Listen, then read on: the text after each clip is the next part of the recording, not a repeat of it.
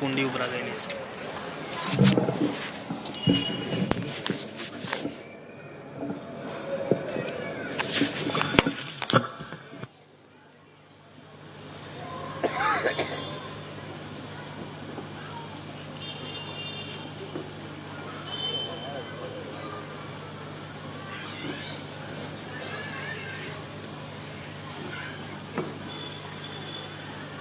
الحمد لله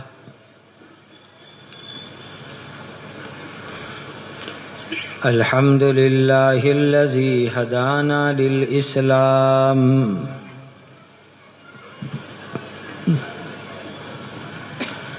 وأشهد أن لا إله إلا الله وحده لا شريك له وأشهد أن سيدنا وإمامنا وشفيعنا ومولانا محمدا عبده ورسوله صلوات الله تبارك وتعالى عليه وعلى آله وأصحابه وذرياته وأهل بيته وأهل طاعته وبارك وسلم تسليما كثيرا كثيرا. أما بعد فأعوذ بالله من الشيطان الرجيم. بسم الله الرحمن الرحيم.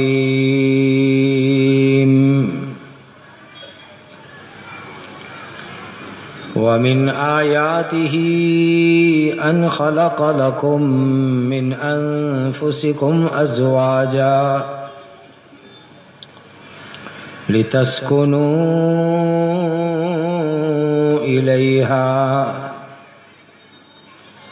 وجعل بينكم مودة ورحمة إن في ذلك لآيات لقوم يتفكرون. صدق الله مولانا العظيم.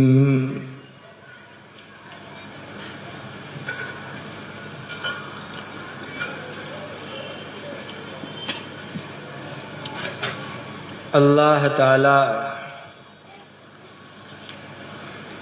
آج ہماری اس مل جل کے بیٹھنے کو اپنی رضا کا ذریعہ بنا دے وے.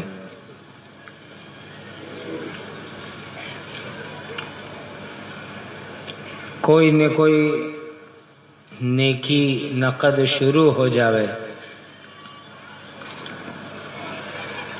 میں اپنے مسلمان بھائیوں اور بہنوں سے عام طور پر ہر مجلس میں کسی نیکی کی تشکیل کرتا ہوں.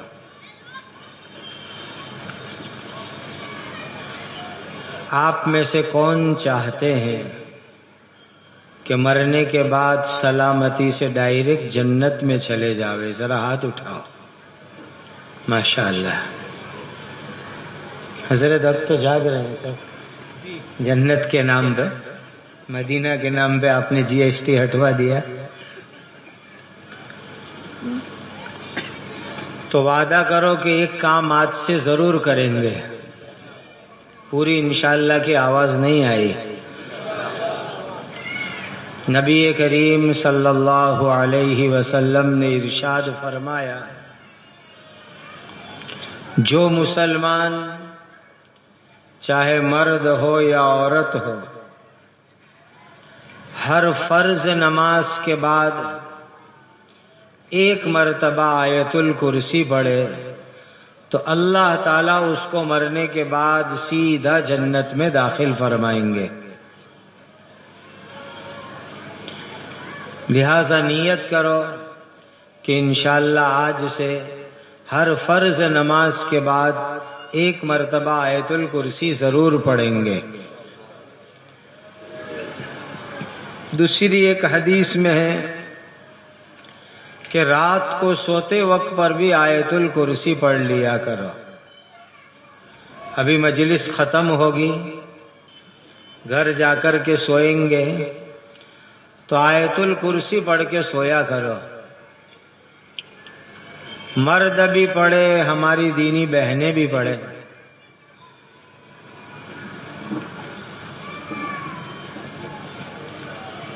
رات کو سوتے وقت پر آیت الکرسی پڑھنے کے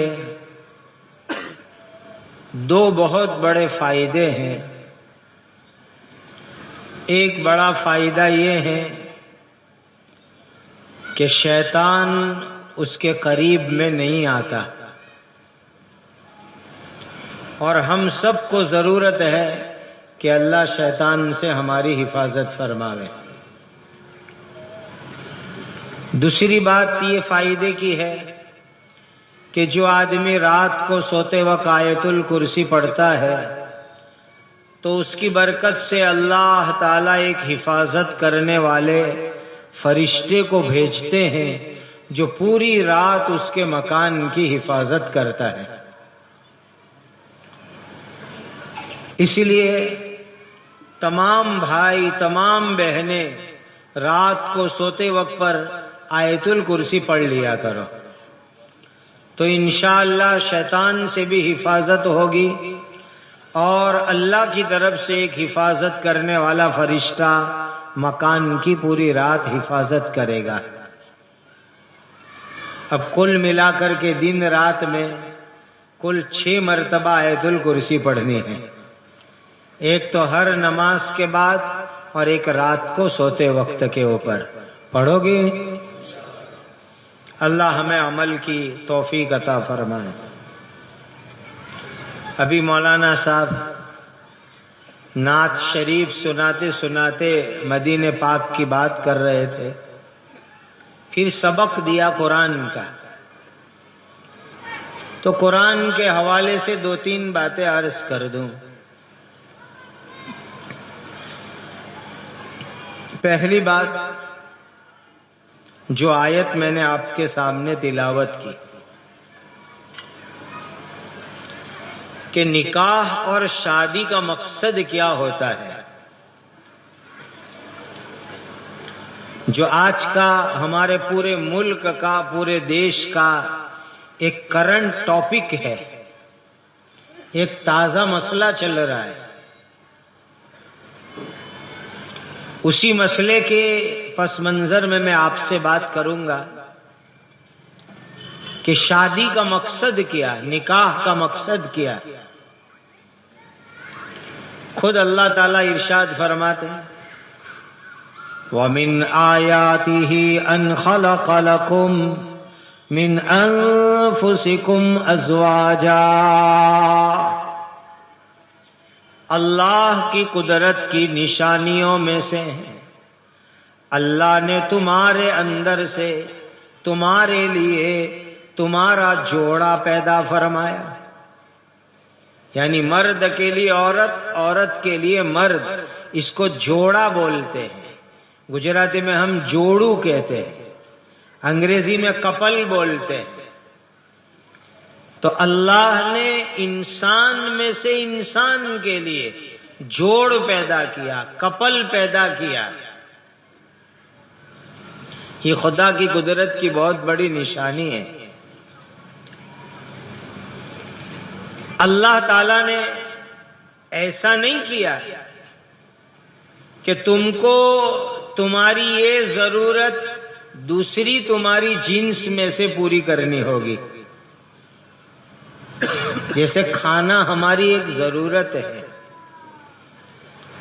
لیکن یہ کھانے والی ضرورت انسان میں سے پورا نہیں کرتا ہے. اگر کوئی انسان کو بھوک لگتی ہے تو وہ انسان کو ذبح کر کے اس کی بوٹی بنا کر کبھی نہیں کھائے گا، بلکہ وہ دوسری چیز میں سے کھائے گا. کہ بھئی انسان ہے تو بکرا کھائے گا، مرغا کھائے گا، بھینس پاڑا کھائے گا، اونٹ کھائے گا، اس طرح کے جانور وہ کھائے گا. تو انسان اپنی کھانے کی لائن کی ضرورت دوسری چیز میں سے پوری کرتا ہے. لیکن آج دنیا کے اندر بعض انسان جو جانور سے بھی زیادہ بدتر ہے، جانور سے بھی زیادہ خطرناک ہے، وہ انسان کو کھا رہے ہیں. ایسا بھی ہو رہا ہے دنیا میں کہ انسان کا گوشت کھا رہا ہے، انسان کا خون پی رہا ہے. یہ بھی ہو رہا ہے. اور یہ بھلے انسان ہو، لیکن ان کے لیے اللہ نے قرآن میں فرمایا اولئک کالانعام بل ہم اضل، اولئک کالانعام بل ہم اضل. یہ انسان جانور جیسے ہیں، بلکہ جانور سے بھی زیادہ بھٹکے ہوئے، بگڑے ہوئے ہیں. تو آپ سوچئے اس بات کو کہ انسان کو بھوک لگتی ہے، اپنی یہ ضرورت انسان میں سے نہیں پوری کرتا، دوسری جنس میں سے ہی اپنی ضرورت پوری کرتا ہے. کپڑا ایک ضرورت ہے،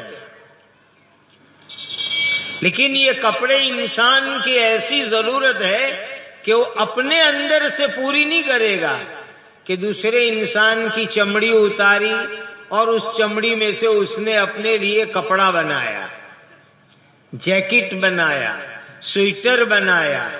ایسا نہیں کرتا، بلکہ وہ جانوروں کے چمڑے میں سے سویٹر بنائے گا، جیکٹ بنائے گا، یا اس کے اون میں سے سویٹر بنانے گا اور اس کو پہنے گا، استعمال کرے گا.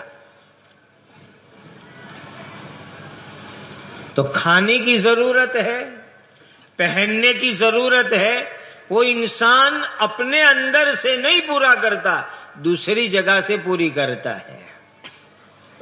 لیکن یہ ایک ضرورت ایسی عجیب ہے کہ وہ ضرورت انسان اپنے اندر سے ہی پورا کرتا ہے. یہ اللہ کی بہت بڑی نعمت ہے. اسی لیے خدا نے اس کو اپنی قدرت کی نشانی بتلایا کہ وَمِنْ آيَاتِهِ أَنْ خَلَقَ لَكُمْ مِنْ أَنفُسِكُمْ أَزْوَاجًا لِتَسْكُنُوا إِلَيْهَا. کہ اللہ کی قدرت کی نشانی ہے کہ اللہ نے تمہارے اندر سے تمہارا جوڑ بنایا، مرد کے لیے عورت، عورت کے لیے مرد کو بنایا. اور یہ کیوں بنایا اللہ نے؟ یہ حکمت بھی اللہ تعالیٰ نے بیان فرما دی کہ لِتَسْكُنُوا إِلَيْهَا، تاکہ شوہر بیوی کے ذریعے سکون حاصل کرے، اطمینان حاصل کرے. اس کے لیے اللہ نے یہ جوڑے بنائے ہیں. ایک مرد بیچارہ دن بھر رکشہ چلاوے، لاری چلاوے، نوکری کرے، بزنس کرے، کاروبار کرے، تھکا تھکایا ہوا بیچارہ گھر میں آوے تو اس کو گھر کے اندر سکون ملنا چاہیے. گھر کا مقصد ہے آدمی کو سکون ملے، چین ملے، راحت ملے. اس کو کہا جاتا ہے گھر. اسی لیے اللہ نے آیت میں فرمایا کہ لِتَسْكُنُوا إِلَيْهَا، کہ خدا نے بیوی کو اس لیے بنایا تاکہ بیوی کے ذریعے مرد کو سکون ملے، چین ملے، راحت ملے. اس کے لیے اللہ نے بیوی کو بنایا ہے. اب اگر اس کی بجائے الٹا ہو جاوے کہ مرد بیچارہ پورا دن تھکا تھکایا گھر میں سے باہر آیا، باہر سے گھر میں آیا، اور گھر میں آنے کے بعد بھی لڑائی جھگڑے ہوئے، فتنے فساد ہوئے، تو پھر وہ بیچارہ کیا زندگی گزارے گا؟ کہاں جا کے سکون حاصل کرے گا؟ گھر کے اندر تو مرد کو سکون ملنا چاہیے، تو وہ گھر گھر کہلاتا ہے۔ اور یاد رکھو، جس گھر کے اندر سکون ہو، محبت اور پیار ہو، وہ گھر دنیا کے اندر جنت کا نمونہ ہے۔ اور جس گھر کے اندر پیار نہ ہو، محبت نہ ہو، سکون چین نہ ہو، وہ گھر دنیا کے اندر جہنم کا نمونہ ہے۔ تو اللہ تعالیٰ نے حکمت بیان فرمائی نکاح کی کہ لِتَسْكُنُوا إِلَيْهَا، تاکہ تم سکون حاصل کرو اپنی بیوی سے۔ وَجَعَلَ بَيْنَكُمْ مَوَدَّةً وَرَحْمَةً، اللہ نے میاں بیوی کے درمیان پیار، محبت، رحمت رکھا۔ إِنَّ فِي ذَلِكَ لَآيَاتٍ لِقَوْمٍ يَتَفَكَّرُونَ، اس میں اللہ کی قدرت کی بڑی نشانی ہے جو غور فکر اور دھیان سے کام لے وے۔ اسی لیے ایک پہلی بات دھیان میں رکھ لو، شادی کرنے کا ایک اہم مقصد ہے تاکہ شوہر کو بیوی سے سکون ملے اور بیوی کو اپنے شوہر سے محبت اور پیار ملے۔ یہ ہے نکاح کا، شادی کا بنیادی مقصد۔ اب عام طور پر ہوتا کیا ہے کہ شوہر بیچارہ گھر میں آیا تو گھر کے اندر لڑائی جھگڑے اور فتنے۔ تو ہمارے حضرت مولانا ابرار صاحب دھلیوی رحمت اللہ علیہ ایک عجیب قصہ سنایا کرتے تھے، اور ہے سب کے لیے بڑا سبق کا، چونکہ ہماری دینی بہنیں بھی سن رہی ہیں، انشاءاللہ ان کو زیادہ فائدہ ہوگا۔ حضرت سناتے تھے کہ ایک میاں بیوی دونوں گھر میں رہے، شوہر بیچارہ پورا دن گھر کے باہر کام کاج میں رہے، اور شام کو مغرب کے وقت پر گھر آوے تو گھر آتے ہی بیوی پورے دن کی کیسٹ ریکارڈر بجانا چالو کر دے۔ خاص طور پر اگر گھر میں ساس اور بہو ساتھ رہتے ہوئے، پھر تو بیچارے مرد کو جو ہے سینڈوچ کی طرح بیچ میں پیس ڈالتے ہیں۔ اوپر کا جو ہے بریڈ ہوتا ہے، سینڈوچ کیسے بنتا ہے؟ اوپر بھی بریڈ اور پاؤں، نیچے بھی بریڈ اور پاؤں، اور بیچ میں یا تو سبزی رکھو یا چکن رکھو۔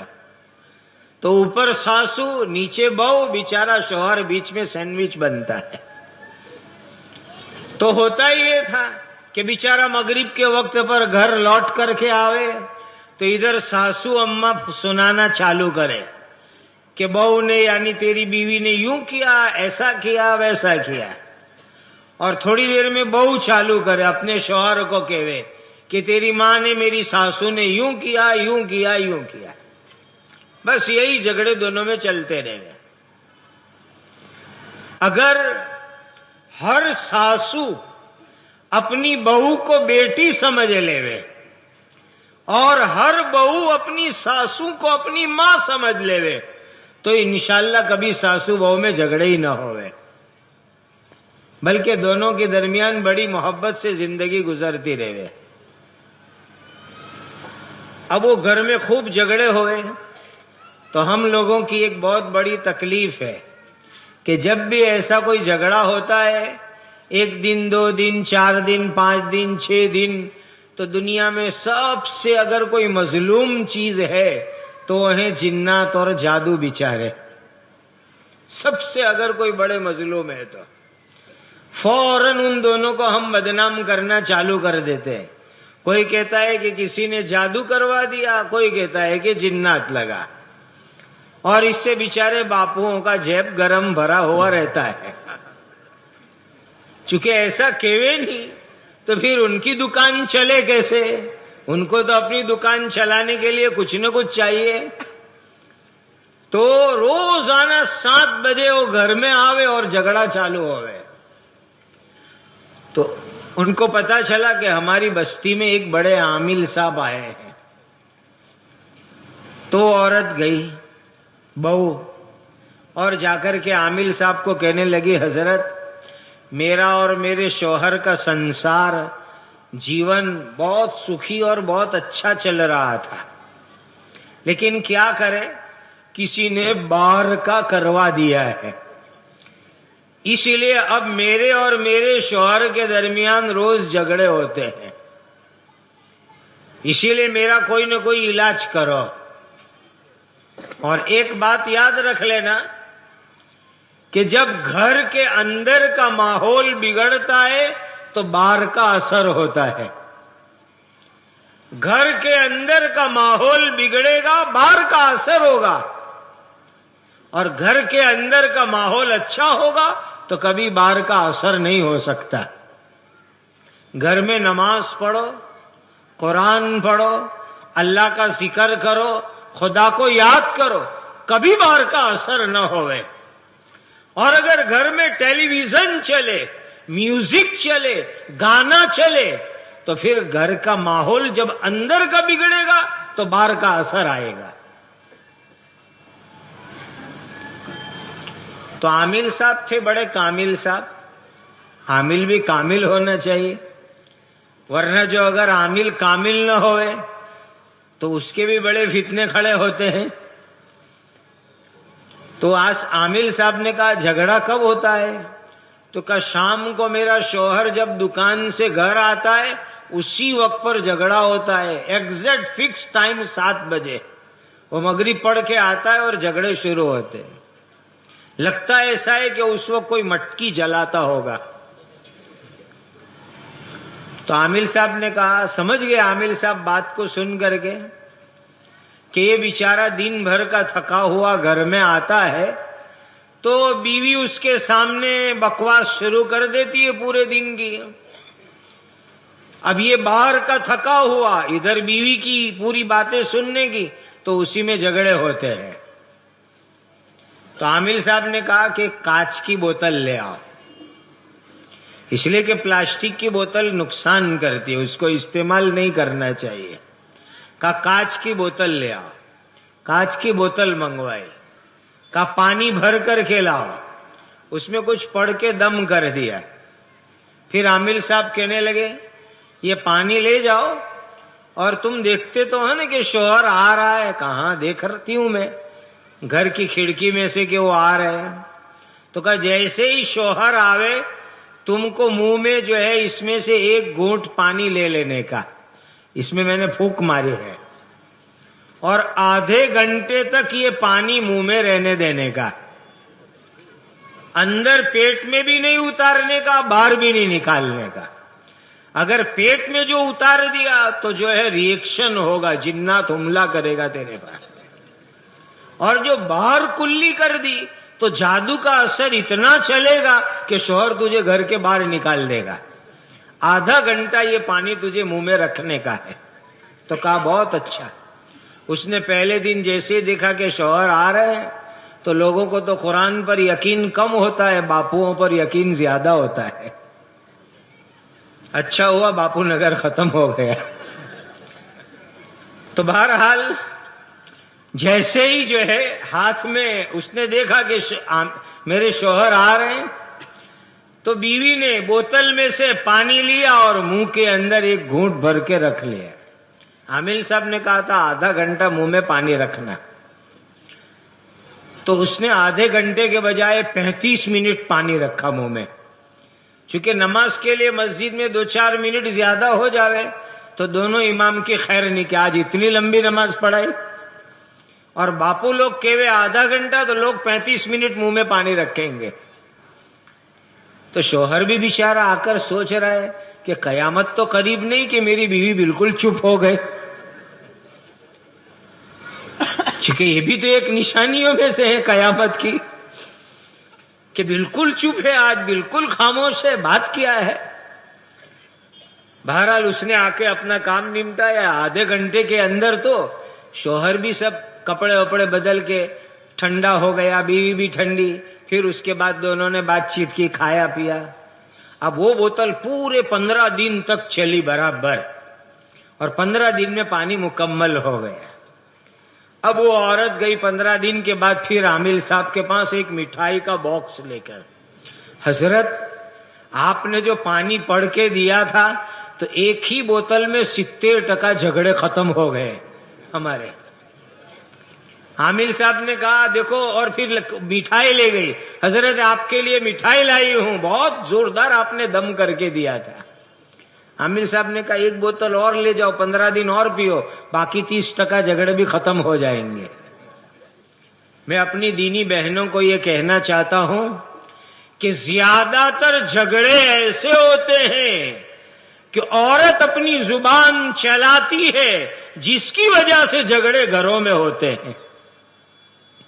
اگر بہنیں ہماری دینی ماں بہنیں اپنی زبان کو قابو میں رکھ لے، کنٹرول میں رکھ لے، تو انشاءاللہ گھروں میں جھگڑے بہت سارے ختم ہو جائیں گے۔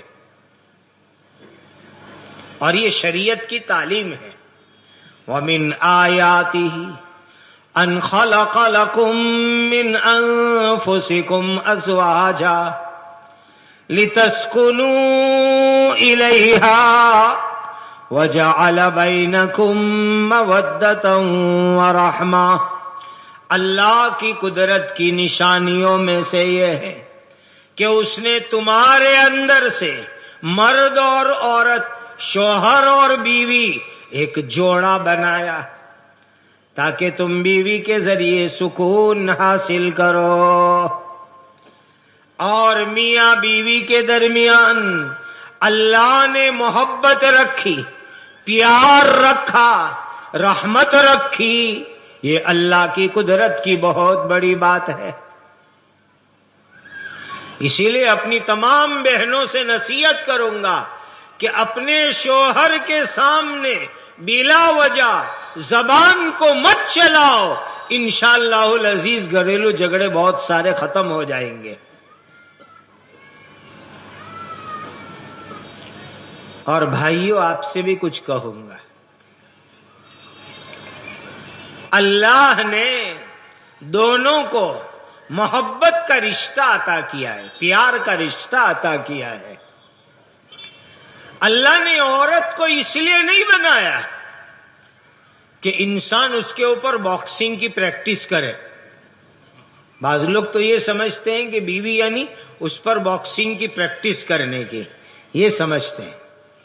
گھر میں آئے نہیں کہ مارنا چالو، گالیاں دینا چالو، ڈانٹنا چالو، یہ طریقہ غلط ہے، ایسا طریقہ نہیں اپنانا چاہیے۔ میں آپ سب کو کہتا ہوں اس مجلس میں نیت کر کے اٹھو کہ انشاءاللہ اپنی بیویوں کو محبت کی نظر سے دیکھیں گے۔ کسی بھی پرائی عورت کو غلط نظر سے دیکھنا نہیں ہے، وہ حرام ہے، اور اپنی بیوی کو ہمیشہ محبت کی نظر سے دیکھنا ہے۔ یہ ہمارا دین ہم کو سکھاتا ہے۔ اور بھائیوں، ہم میں سے ہر ایک کو اللہ کی رحمت چاہیے۔ خدا کی رحمت ہوگی تو ہمارا کام چلے گا۔ اگر تم کو اللہ کی رحمت چاہیے تو سن لو، حدیث پاک میں آتا ہے کہ جو شوہر اپنی بیوی کو محبت سے دیکھے اور جو بیوی شوہر کو محبت سے دیکھے، اللہ دونوں میاں بیوی کو رحمت کی نظر سے دیکھتے ہیں۔ اسی لیے بھائیوں، تم اپنی بیویوں کو محبت سے دیکھو، اور دینی بہنوں کو کہوں گا اپنے شوہروں کو محبت کی نظر سے دیکھو، اللہ تم دونوں میاں بیوی کو رحمت کی نظر سے دیکھیں گے۔ اور دیکھیے، یہ شادی والی زندگی تو بڑی پیار محبت کی ہونی چاہیے۔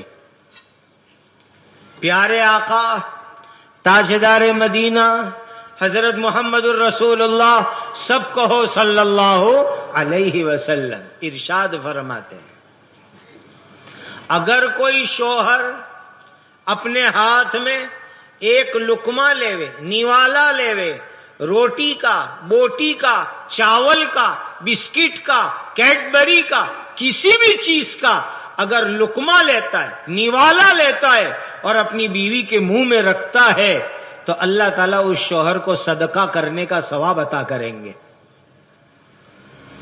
صدقے کا ثواب خدا دیں گے۔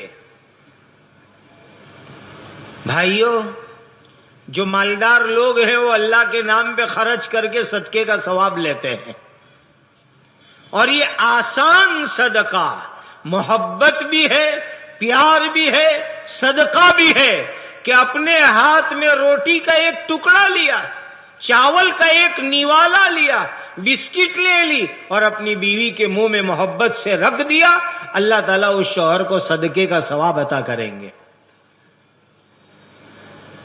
اب یہ اتنا پیار بھرا اگر جیون گزرے کہ جس میں شوہر بیوی کو کھلا رہا ہو، صدقے کا ثواب کما رہا ہو، تو بتلاؤ کبھی گھر میں طلاق ہو سکتی ہے؟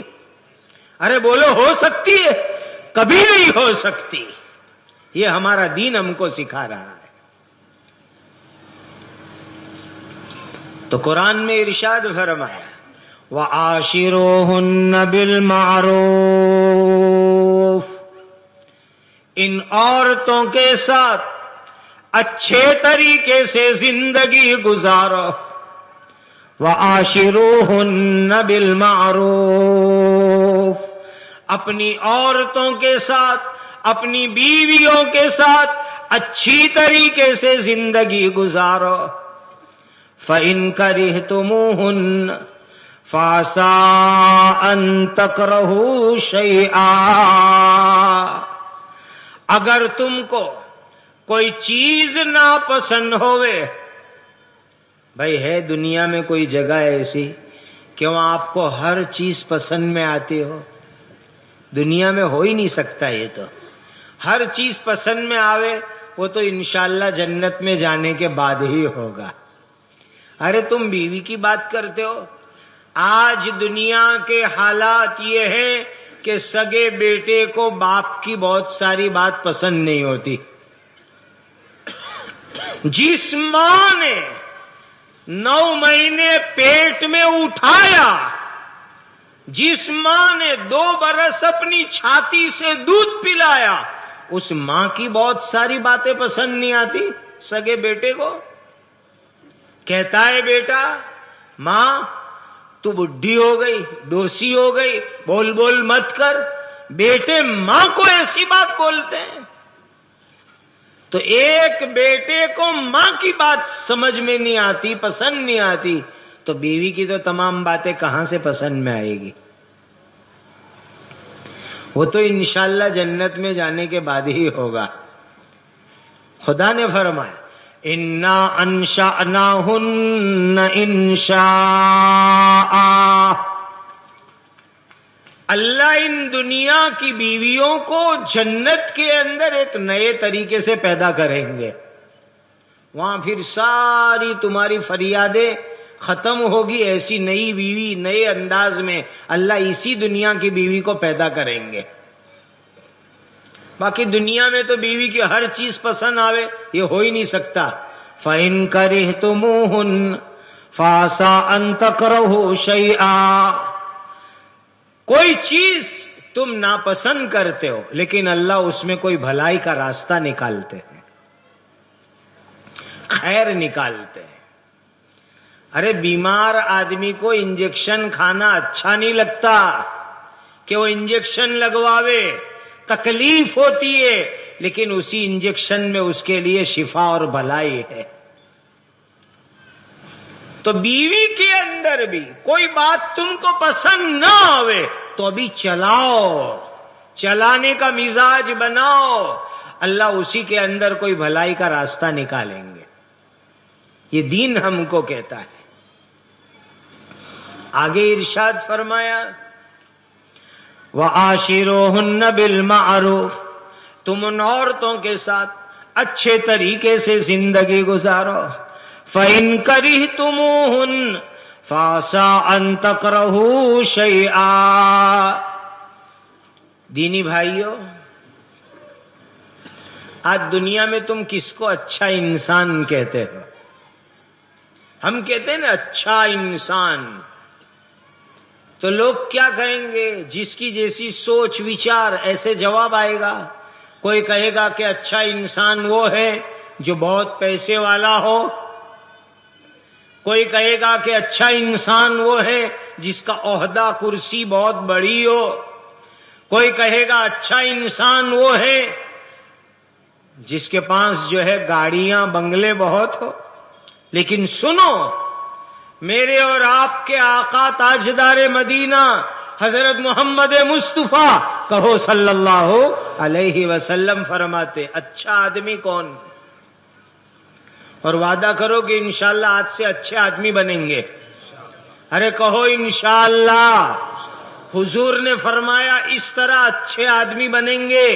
ارشاد فرمایا قال رسول اللہ صلی اللہ علیہ وسلم الا خیرکم خیرکم لأہلہ وَأَنَا خَيْرُكُمْ لِنِسَائِي۔ پیارے آقا نے فرمایا تم میں سب سے اچھا آدمی وہ ہے جو اپنے گھر والوں کے لیے اچھا ہوئے۔ سب سے اچھا آدمی جو گھر والوں کے لیے اچھا، بیوی کے لیے، بچوں کے لیے، فیملی والوں کے لیے، کٹمب والوں کے لیے، گھر والوں کے لیے، وہ سب سے اچھا آدمی۔ اسی لیے آج سے اپنے گھر والوں کے لیے سب سے اچھے انسان بن جاؤ، کہو انشاءاللہ۔ اگر ہم اپنے گھر والوں کے لیے سب سے اچھے انسان بن جائیں گے تو طلاق کی نوبت ہی نہیں آئے گی، طلاق کی نوبت ہی نہیں آئے گی بھائیو۔ اگر اللہ کے نبی نے جو پیار کر کے دکھلایا، جو محبت کر کے دکھلائی، وہ اگر مسلمان زندگی میں اپنا لے تو کبھی طلاق کا مسئلہ ہی نہ آوے۔ میں نے آپ کو بتلایا بیوی کو محبت سے دیکھو، طلاق کی نوبت نہیں آئے گی۔ بیوی کو لقمہ کھلاؤ، کبھی طلاق کی نوبت نہیں آئے گی۔ گھر میں بیوی کے ساتھ سب سے اچھے انسان بن کے رہو، انشاءاللہ کبھی طلاق کی نوبت نہیں آئے گی۔ آج دکھ کیا ہے، ہم گھر کے باہر لڑتے ہیں کسی کے ساتھ، حالانکہ لڑنا نہیں چاہیے، کسی سے لڑنا نہیں چاہیے۔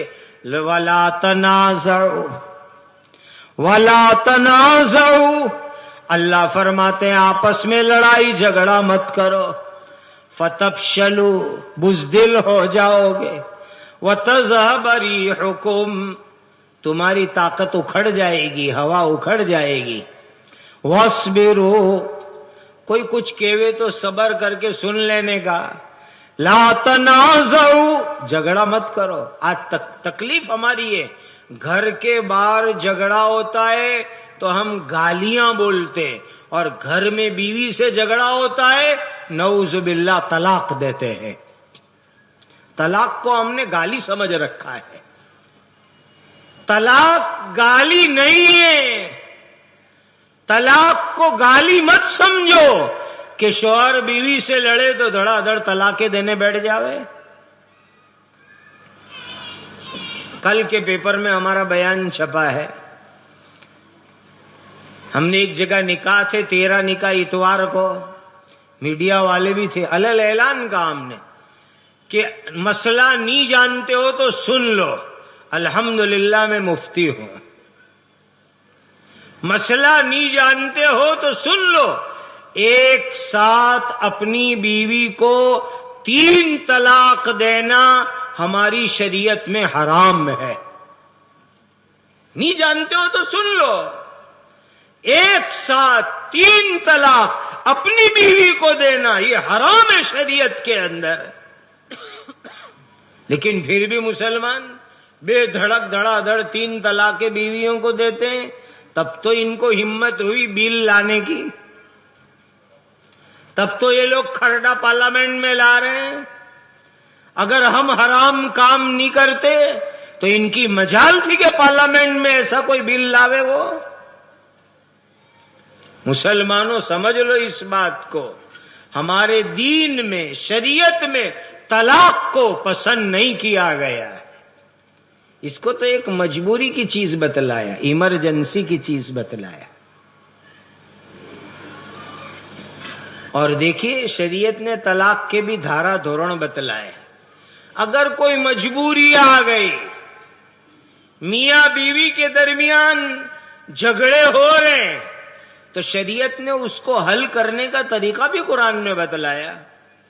واللاتی تخافون نشوزہن فعظوہن، نصیحت کرو، علماء کے پاس نصیحت کراؤ، تعلیم کرنے والی آپاؤں کے پاس نصیحت کرواؤ، تعلیم کی مجلسوں میں بھیجو. جب یہ نصیحت کی بات سنے گی، قرآن کی بات سنے گی، حدیث کی بات سنے گی، قبر کو سنے گی، قیامت کا عذاب سنے گی، تو اس کے دل کے اندر اللہ کا ڈر آئے گا اور وہ کبھی گھر میں لڑائی جھگڑے نہیں کرے گی. واللاتی تخافون نشوزہن فعظوہن، نصیحت کرو. نصیحت کی برکت سے بہت سارے جھگڑے آسان ہو جاتے ہیں. واہجروہن فی المضاجع، نصیحت کی، نصیحت کروائی، سمجھایا، پھر بھی مسئلہ حل نہیں ہوا تو ذرا بیڈ روم الگ کر دو، بستر الگ کر دو، ناراضگی کے اظہار کے لیے. قرآن میں اللہ نے علاج بتلایا، واہجروہن فی المضاجع، بستر الگ کر دو.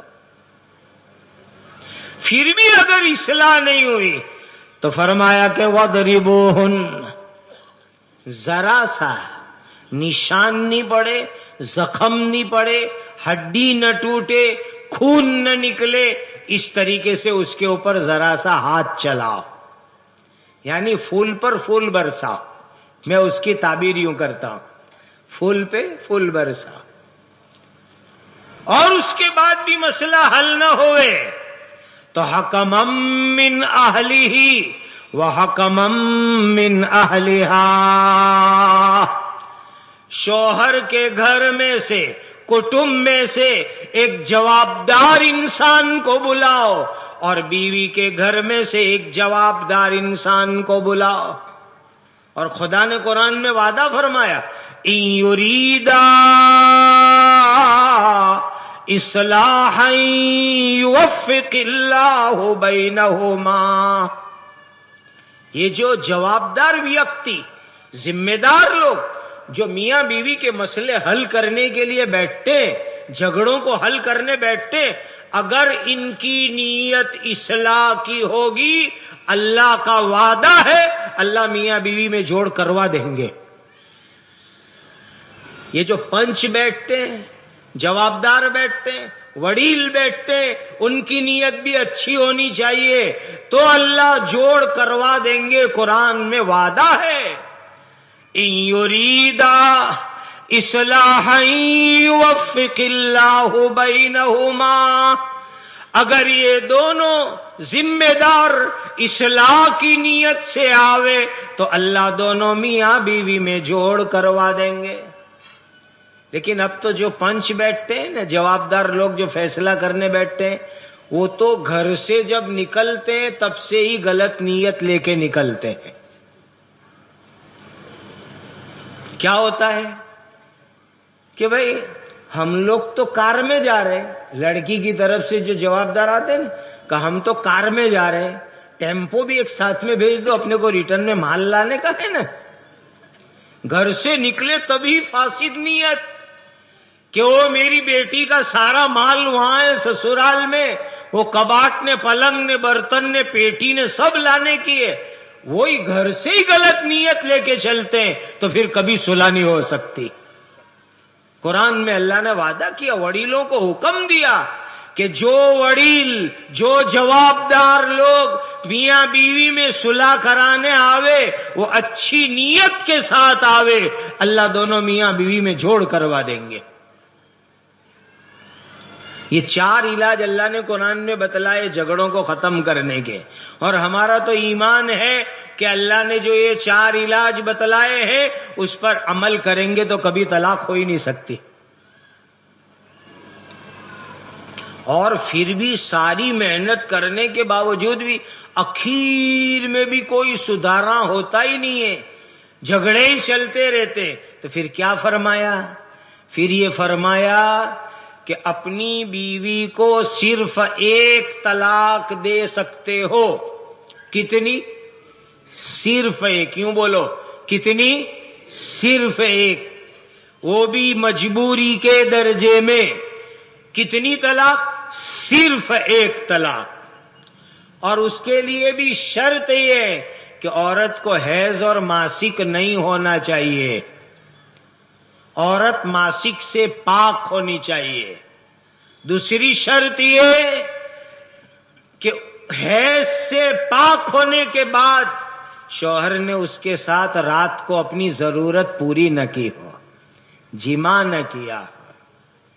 ایسی حالت میں صرف ایک طلاق دے سکتا ہے. وہ بھی مجبوری میں. ساری کوشش ہو جاوے اس کے بعد بھی سدھارنا ہوتا ہی نہیں، جوڑ ہوتا ہی نہیں، من میڑ ہوتا ہی نہیں، اور کسی طرح بھی جو ہے کوئی رستہ نہیں نکلتا. تو اخیر میں یوں کہا کہ جس زمانے میں عورت پاک ہو، حیض نہ ہوئے، ایسے زمانے میں جماع بھی نہ کیا ہو، صرف ایک طلاق تم دے سکتے ہو. اور وجہ کیا؟ ایک طلاق. بعض لوگ آ کر کے ہمارا دماغ چاٹتے. ابھی ایک مسئلہ آیا ہمارے یہاں دارالفتہ میں، پڑوس کے گاؤں سے. عقل مندوں کی بھی دنیا میں کمی نہیں ہے. طلاق کا مسئلہ اور گئے وکیل کے پاس. اب طلاق کے مسئلے میں وکیل کے پاس کیوں جانے گا؟ اب وہ وکیل نے 100 روپے کے اسٹامپ پیپر پر لکھان کروایا تو سیدھی 3 طلاق کا لکھان کروایا اور مرد کے پاس صحیح کروائے. میں نے کہا آپ تو طلاق تو ہمارے یہاں بتائے گئے کہ طلاق تو ہو گئے، لیکن پہلے وہ وکیل کو لانا کہ اس کو ہم مسئلہ بتاوے. کہ تم کو مسئلہ معلوم نہیں تو یہ ڈور ڈھاپن کرنے کی ضرورت کیا؟ تمہیں کسی مفتی کو پوچھنا چاہیے، عالم کو پوچھنا چاہیے کہ ایک طلاق تم لکھواتے. تو بعض لوگ آ کے ہمارا دماغ کیا چاہتے. میں نے بعض کیسوں میں بہت مجبوری کے بعد ایک طلاق لکھوائی تو لڑکی والے آتے کہ آپ نے تو بالکل چھوٹت جوئی تجھے، એટલે 3 لکھو نہیں. میں کو نہ، میں 3 نہیں لکھواؤں گا. اگر لکھوانا ہو تو جاؤ کسی اور کے پاس، میں نہیں لکھواؤں گا کبھی بھی. میں تو اللہ کا حکم پورا کروں گا، مجبوری میں صرف ایک لکھواؤں گا. تو کہتے ہیں کہ چھوٹچ کرے. میں کہا ایک ماں بھی چھوٹت تھی جائے، ٹینشن مت لو. میں مفتی ہوں اور الحمدللہ دنیا کے قانون بھی جانتا ہوں. خدا کے فضل سے آل انڈیا مسلم پرسنل لا بورڈ کا 9 سال سے ممبر ہوں. میں قانون بھی جانتا ہوں. ایک طلاق کے آگے ہم نہیں لکھوا سکتے. اور کتنی آسان شکل ہے. ایک طلاق لکھنے کے بعد حیض آئے گا 1 2 3 اتنے میں وہ طلاق رجعی سے طلاق بائنہ ہو جائے گی. اور جنرلی اس میں علاج اور فائدہ اتنا اچھا ہے کہ طلاق کے بعد ہی لوگوں کو پچھتاوا ہوتا ہے. طلاق کے بعد ہی لوگ پچھتاتے ہیں. میں کہا کرتا ہوں کہ طلاق سے پہلے اگر بیوی جو ہے نا اوندھے توے جیسی دکھتی ہو تو طلاق دینے کے بعد چاند کا ٹکڑا نظر آتی ہے. یہی ہوتا ہے. اور آ کر کے لوگ مفتیوں کا دماغ چاٹتے ہیں. مفتی صاحب غصہ میں بولائی گیلی کئی رستو کھڑو نہیں. تو میں کہتا ہوں کوئی محبت میں بھی طلاق دیتا ہے؟ غصے میں ہی لوگ طلاق دیتے، محبت میں تھوڑا ہی کوئی طلاق دیتا ہے.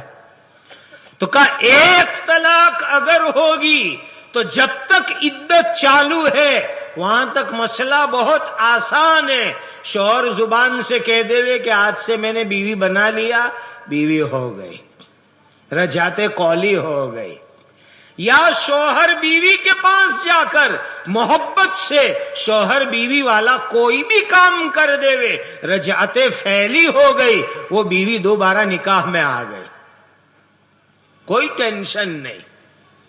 اور اگر عدت پوری ہو چکی تو ابھی مسئلہ بہت آسان. مدینہ مسجد میں آؤ، حضرت مولانا یوسف صاحب دامت برکاتہم کو پکڑو، حضرت نکاح پڑھا دیجئے. ایک طلاق دی تھی، عدت گزر گئی، اب وہ بائنہ ہو گئی ہے، خالی حضرت نکاح پڑھا دیں گے، مسئلہ حل ہو جائے گا. کتنی آسان پروسیجر ہے. اب آدمی جو ہے غصے میں بے قابو بن جاوے، شیطان بن جاوے غصے میں اور دھڑا دھڑ 3 طلاق دے اور پھر کہے کہ حلالہ. نے کہا حلالہ یہ تو جو ہے شیطانی عمل ہے. حدیث میں آتا ہے حلالہ کرنے والا کرانے والا دونوں پر اللہ کی لعنت ہے، دونوں پر خدا کی لعنت ہے. لیکن لوگ غصے سے بے قابو ہو جاتے اور آ کر کے بیوی کو دھڑا دھڑ 3 طلاق دیتے. وہ بہت بڑے گنہگار لوگ ہیں. قرآن میں فرمایا ان المبذرین کانوا اخوان الشیاطین ولا تبذر تبذیرا ان المبذرین کانوا اخوان الشیاطین.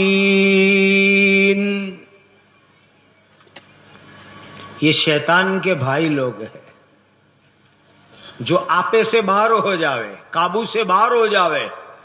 اسی لیے میرے مسلمان بھائیوں، نکاح کرتے وقت پر یہی نیت کرنی ہے کہ انشاءاللہ یہ ہمارا جوڑا اب جنت میں بھی باقی رہے گا.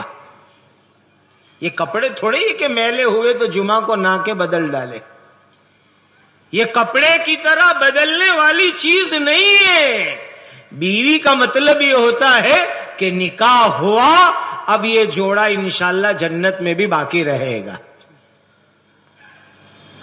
اگر ہم مسلمان بیویوں سے محبت کا برتاؤ کریں، طلاق کا غلط استعمال نہ کرے، تو دنیا میں کوئی مائکا لال یہ نہیں ہو سکتا جو ہمارے طلاق کے سسٹم کے اوپر کوئی دخل گیری کر سکے. مسلمانوں، آج جو ہمارے اوپر یہ حالات ہے کہ طلاق بل کے نام پر ہماری شریعت میں دخل گیری ہو رہی ہے، یہ ہمارے گناہوں کی سزا ہے. ہماری سزا ہے، ہمارے گناہوں کی سزا ہے کہ مسلمان چھوٹی چھوٹی باتوں میں بیویوں کو طلاق دیتے تھے. حالانکہ یہ بہت غلط کام ہے، بہت غلط کام ہے. اسی لیے نیت کر کے اٹھو، سب کہو انشاءاللہ نامناسب غلط طلاق نہیں دیں گے، کہو انشاءاللہ، اور یہ جوڑا جنت میں بھی باقی رہے گا. اور جہاں کہیں ایسے جھگڑے ہوتے ہیں نا، تو گجراتی میں کہتے ہیں آنکھ آڑا کان نہیں کرنے کے، بلکہ جا کے 2 بات محبت سے سمجھانے کی. بھائی کیوں لڑتے ہو، کیوں جھگڑتے ہو؟ تھوڑے دن ذرا، میں تو کہتا ہوں کہ جہاں بہت لڑائی جھگڑے ہوتے ہیں نا، تو اس کو 4 مہینے جماعت میں بھیج دینے کا کہ جا تو 4 مہینے جماعت میں ہو اور سب ٹھنڈا ہو جائے گا. یہ تو گھر سے کبھی نکلتا ہی نہیں ہے کبھی بھی، تو پھر یہی ہوگا کہ نہیں ہوگا؟ اللہ تعالیٰ مسلمانوں کو صحیح سمجھ عطا فرمائے. اور بعض لوگ تو ایسے وہمی مزاج کے ہوتے ہیں، شکی مزاج، وہمیلے مزاج کے. بہت سی طلاقیں تو وہم میں اور شک میں ہوتی ہے. اور یاد رکھ لو، وہم اور شک کی کوئی دوا اس دنیا میں نہیں ہے، کوئی دوا نہیں. ہمارے قریب میں ایک جگہ پر میں بیان کرنے آیا تھا، یہ آپ کے کوساڑ کے قریب میں،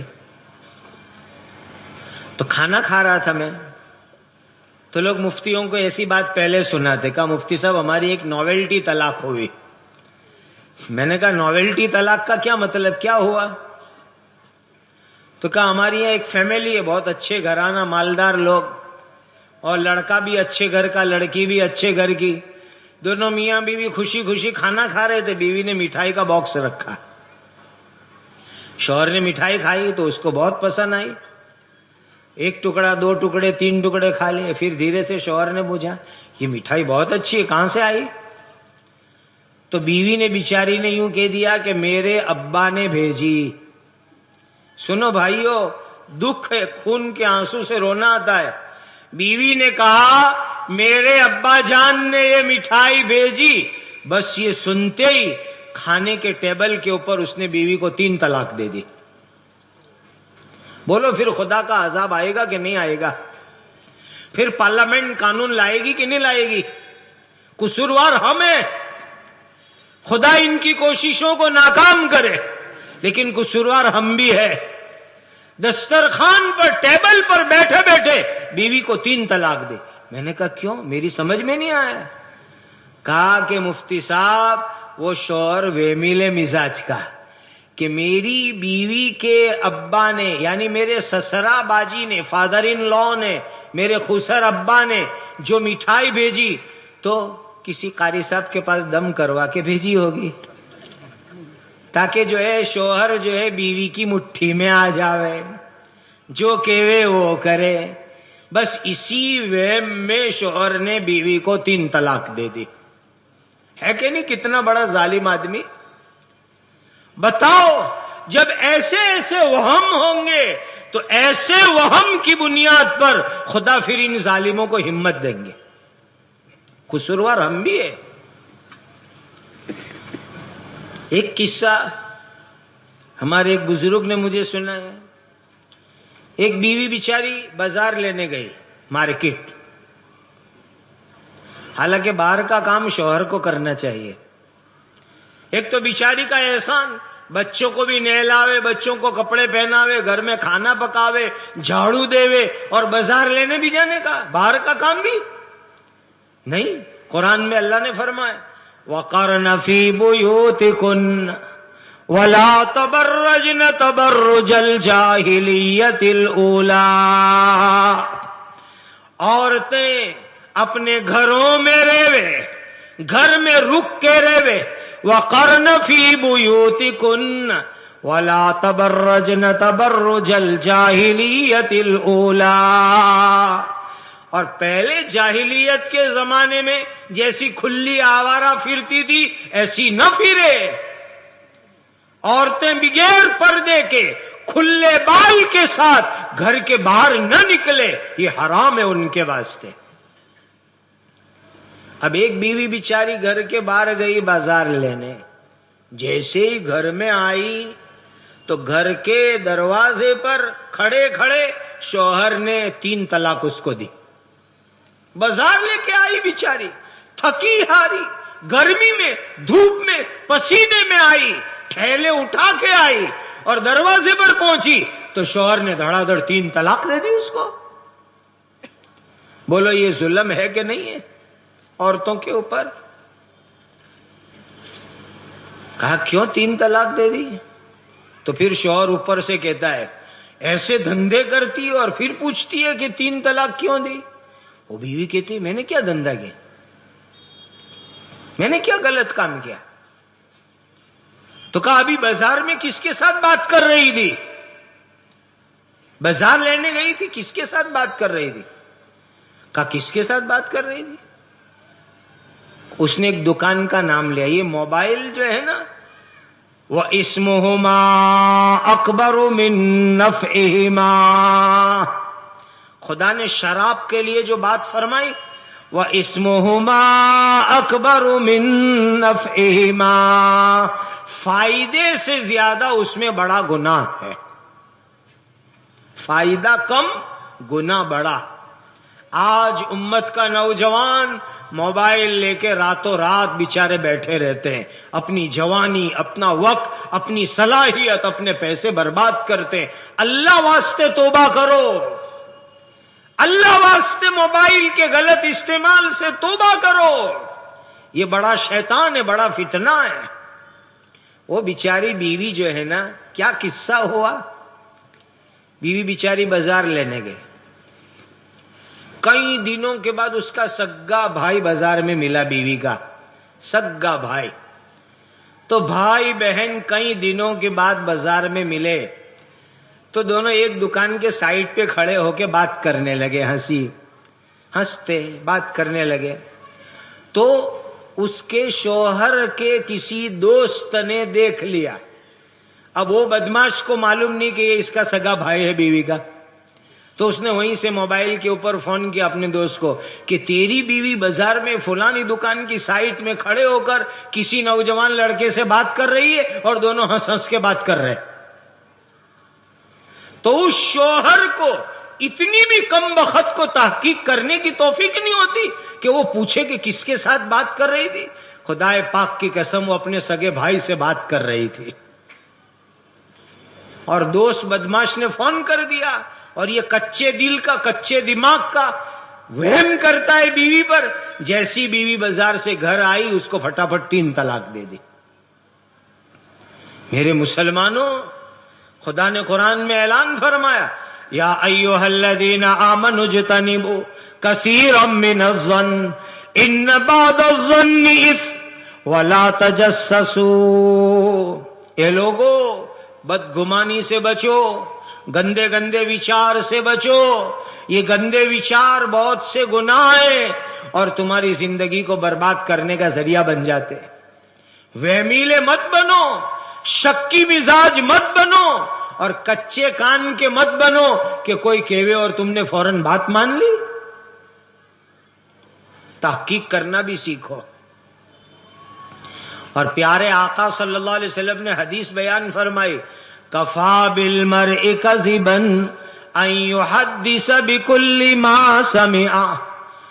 انسان کے جھوٹا ہونے کے لیے اتنا کافی ہے کہ ہر سنی ہوئی بات لوگوں کے سامنے بیان کرنا چالو کر دے. اللہ ہمیں توفیق عطا فرمائے. ہم اپنی عورتوں کے ساتھ حسن سلوک کریں، اچھا برتاؤ کرے، محبت کا سلوک کرے، ان کے حقوق کو ادا کرے اور ان کے ساتھ بھلا برتاؤ کرے تو انشاءاللہ العزیز یہ طلاق کے واقعات نہیں ہوں گے. اور یاد رکھ لو، اگر مسلمان شریعت کا حکم پابندی سے بجا لاوے تو انشاءاللہ طلاق کی نوبتیں نہیں آئے گی اور کسی کو ہمت نہیں ہوگی ہماری شریعت کے قانون میں کوئی دخل گیری کر سکے. اللہ امت کو اس کی صحیح توفیق عطا فرمائے. یہ قرآن کا سبق ہے، یہ قرآن کا پیغام ہے، یہ قرآن کی نصیحت ہے. عورتوں سے اچھا برتاؤ کرو، ظلم کا سلوک مت کرو. اور ایک بات اور سنا کر کے مجلس ہم مکمل کرتے ہیں. مسلمان بھائیوں، اللہ تعالیٰ نے اس دنیا میں روزی کمانے کی ہم کو اجازت دی ہے.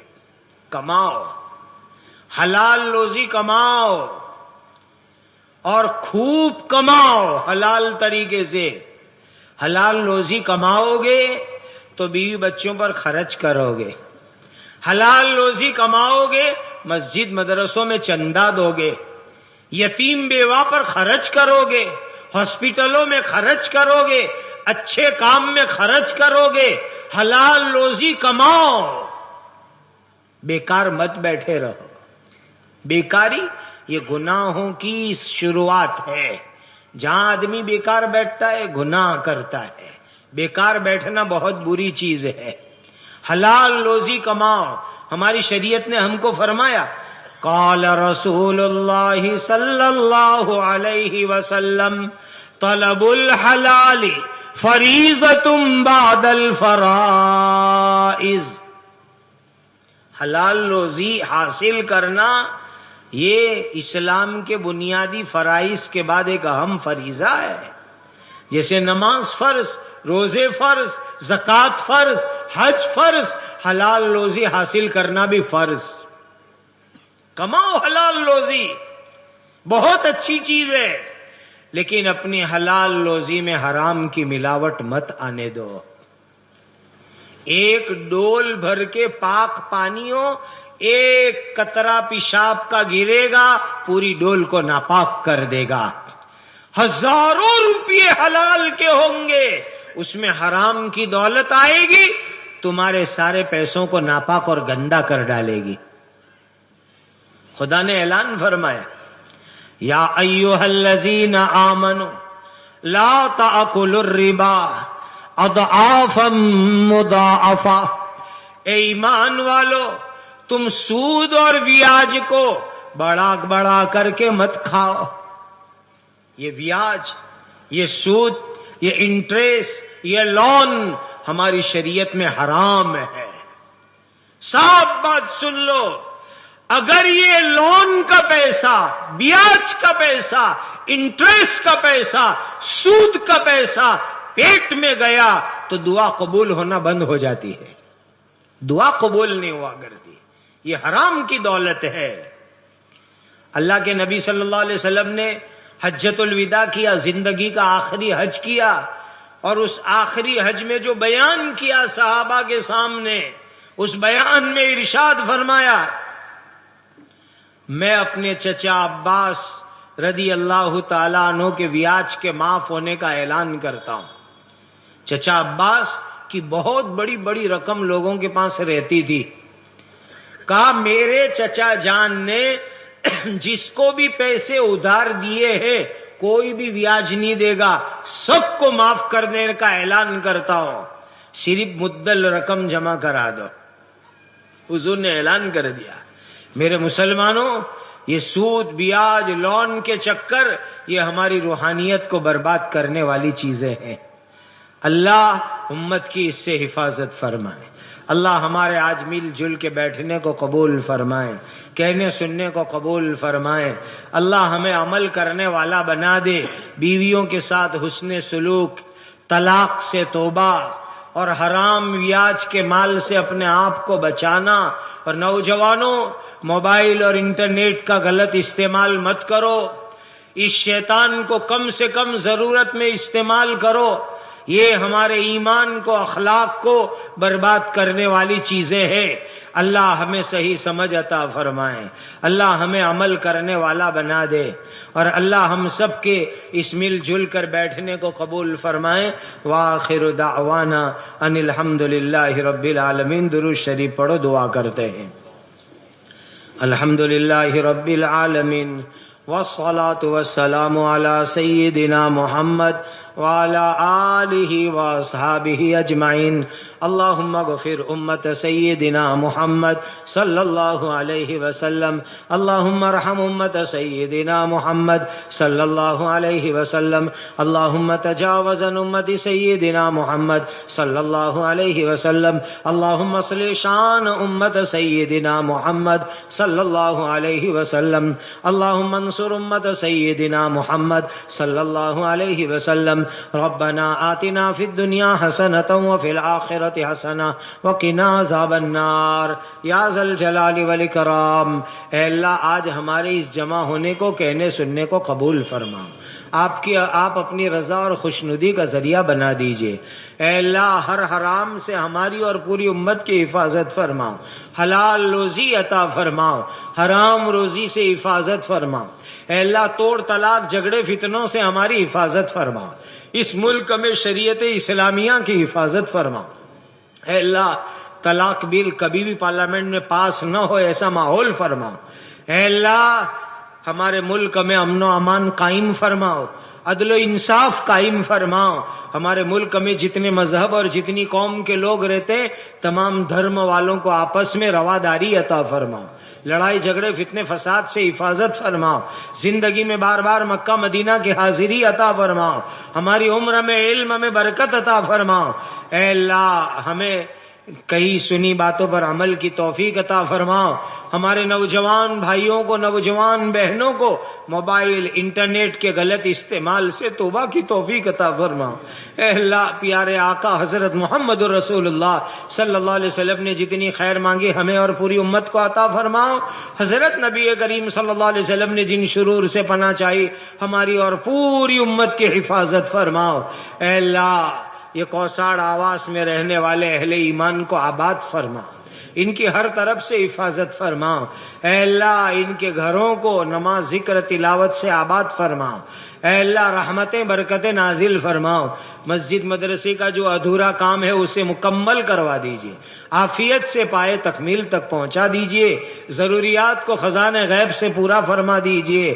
حضرت نبی کریم صلی اللہ علیہ وسلم نے جتنی خیر مانگی ہمیں اور پوری امت کو عطا فرماؤ، جن شرور سے پناہ چاہی ہماری اور پوری امت کی حفاظت فرماؤ۔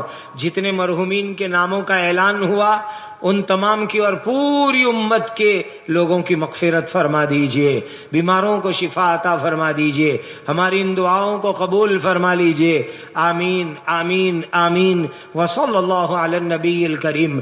سبحان ربک رب العزت عما یصفون وسلام علی المرسلین والحمد للہ رب العالمین۔